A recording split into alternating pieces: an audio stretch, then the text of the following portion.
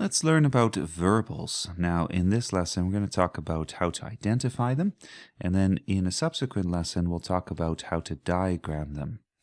There are a number of different verbals, and a verbal is basically derived from a verb, so it looks very much like a verb, but it's often acting as a different kind of part of speech in the sentence.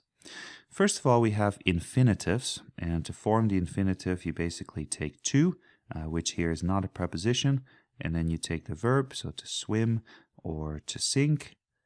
Those are examples of infinitives, and of course the list goes on. The present participle is fairly easy to form, so if you just add ing to the end, if you take rejoicing, you can see rejoicing, the ing makes the present participle, or we have jumping, there we go.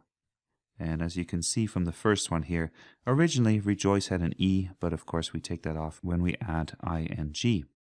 The past participle is a little bit trickier. I'll give you a couple of examples here. So let's say you talk about a considered opinion, considered, or I have considered something. Then the ed ending here is the past participle.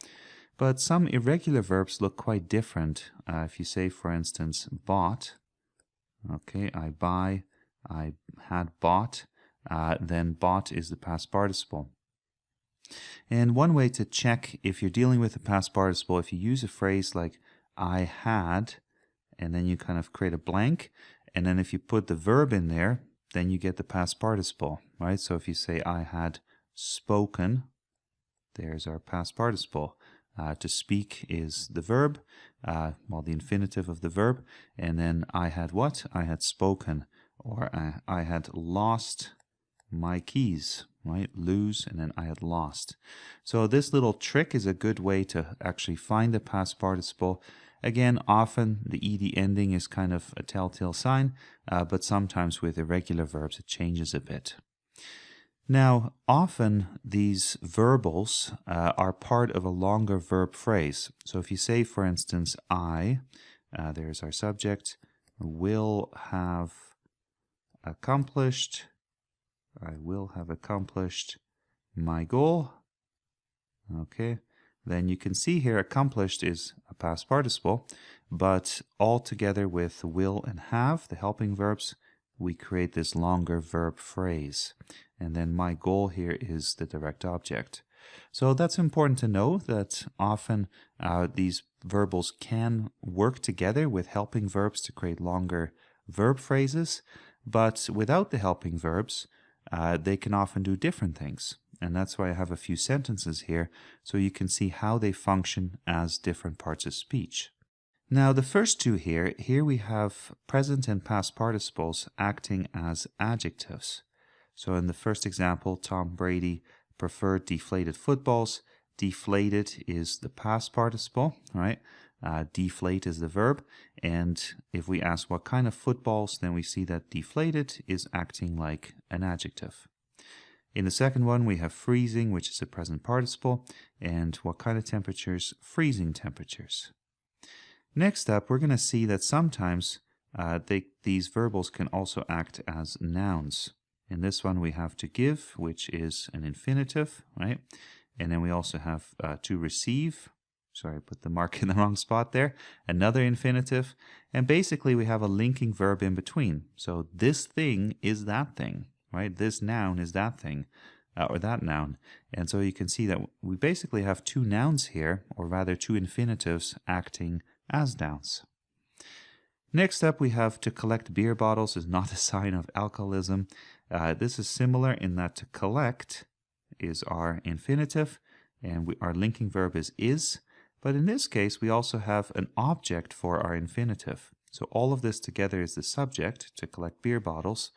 But the verbal, so the infinitive, can sometimes have its own object, kind of like a direct object. That will be important for diagramming.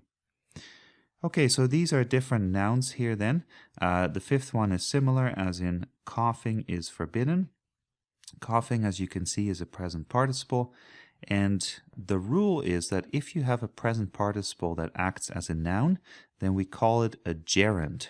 So that's sort of a special term, a gerund. And again, a gerund is a present participle acting as a noun, which can happen in different parts of the sentence. In this case, it's the subject, that's the gerund, right? This thing is, and then we get something else.